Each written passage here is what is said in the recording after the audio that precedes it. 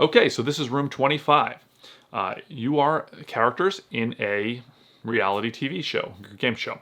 And the reality show bears a striking resemblance to the movie Cube. So if you haven't seen Cube, basically you're in this giant complex of rooms here, and you are trying to find the exit and escape. However, the rooms, many of them are deadly, some are just dangerous or obstacles, and some are either helpful or just, a normal empty room. The way that you win the game is to get all of the characters off onto the exit room and then use a move action to move that out of the complex. Then you've won. The way that you lose, as in many cooperative games, is you will run out of time, run out of turns. And then also if two characters are killed. You can also have a partial victory if one character dies, but everybody else gets to the exit and leaves. Now, there are many different ways that you can play this game. You can play it as a team game, as a competitive game. In this particular one, we're going to be playing as a cooperative game. Of course, we're co-op for two. We've also set up for a two-player game. However, you will always play with a minimum of 4 characters. So, looking at the map and the board pieces, here, as I say, is the player order. And so this will change as the game goes along. This character will come along to here when the round ends, etc. So the player order will change. And then you have your player boards here, which will show you the safe rooms, the obstacle rooms, the mortal danger rooms.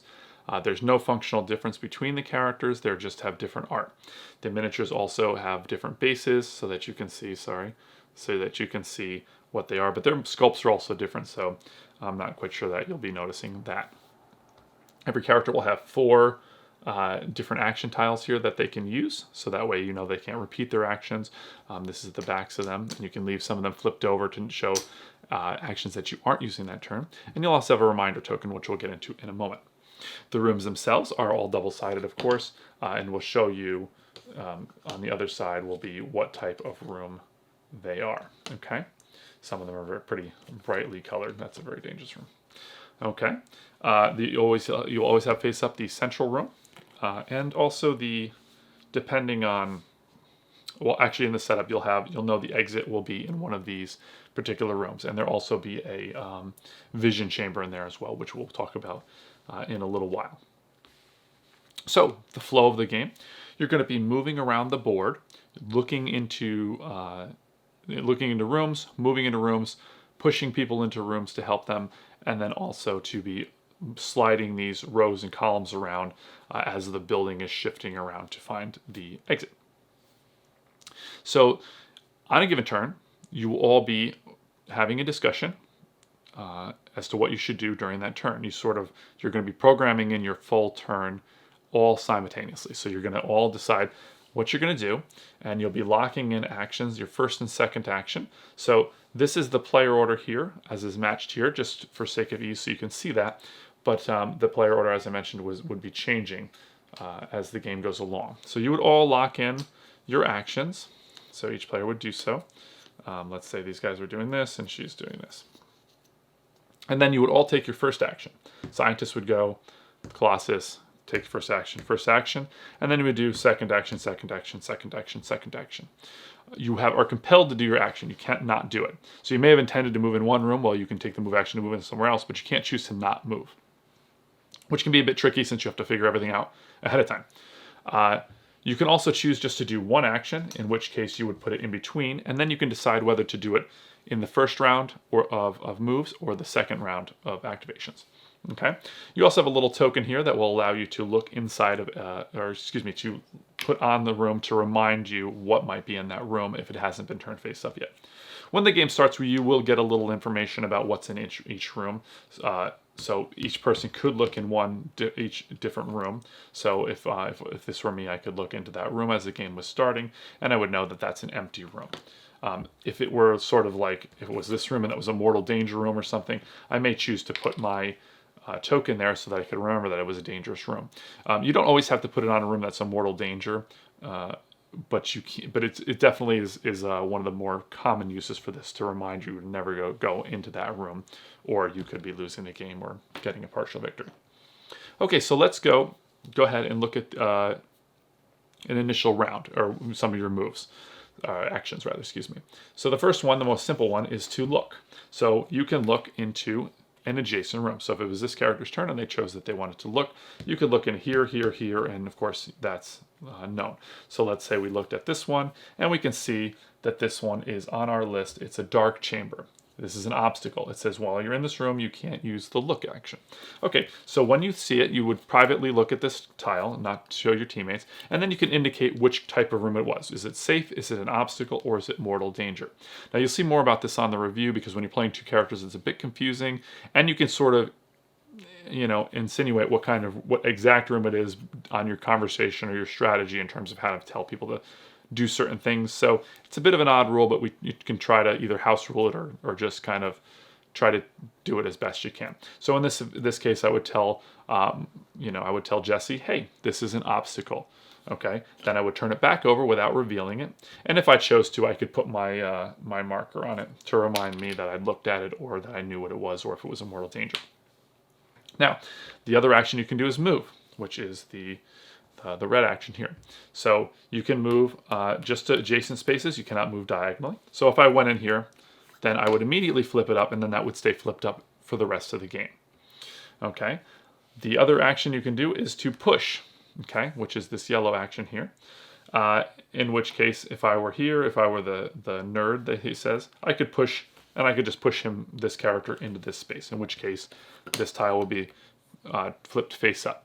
An important note, when you enter a room, you immediately resolve the effects of the room, no matter what. So if I were pushed or moved into this room, and this room has this big flaming skull, like the Ghost Rider, I guess. It says Mortal Chamber, when you enter this room, you're instantly eliminated. So the instant I moved or was pushed into here, I would flip it up and see that it was Mortal Danger, and the character would be eliminated immediately. There's nothing to be done about it.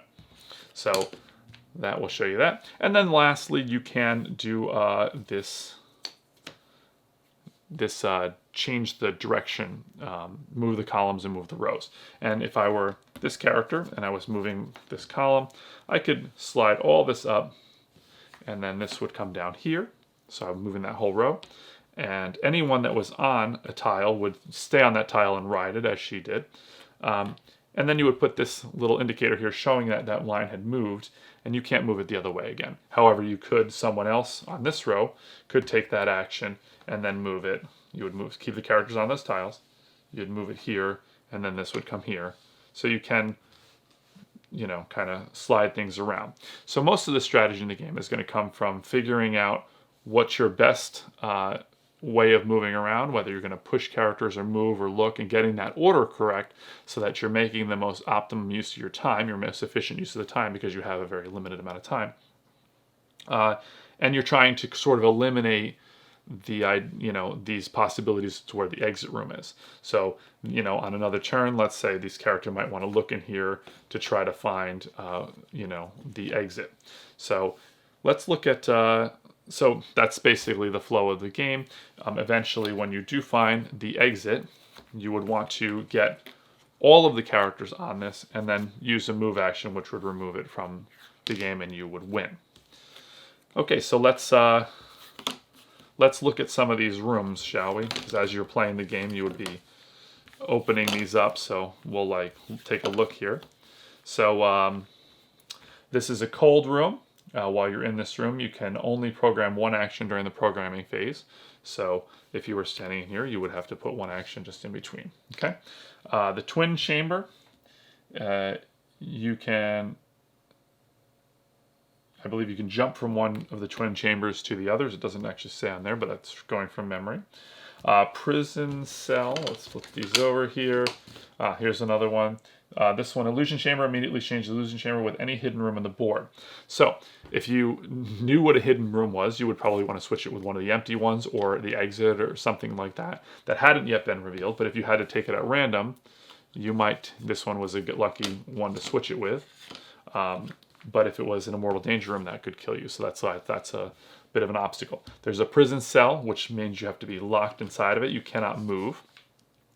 You have to move with an adjacent character or back to the center. So if you were stuck in the prison cell, another character could slide. If it were this character's move, he could slide this room up this way, which will bring this down here, put this on here. And then this character could exit it by moving onto the center tile. The other way is to move on to a, where another character is. So that was sort of unnecessary, but it shows you, how you can move around the complex. There's a number of different rooms. This one is one very important one. It allows you to, it's the vision chamber. It allows you to look at a hidden tile. So if you were to find this, you could pick a tile that you hadn't known what was under it, hoping to find the exit or maybe a mortal danger or something to keep you from moving through the complex. There's an acid bath, flooded chamber, which will kill you another turn out. So there's a number of different ones. There's also a moving chamber, which allows you to move the rows around much easier. So that's basically the quick and dirty on how to play.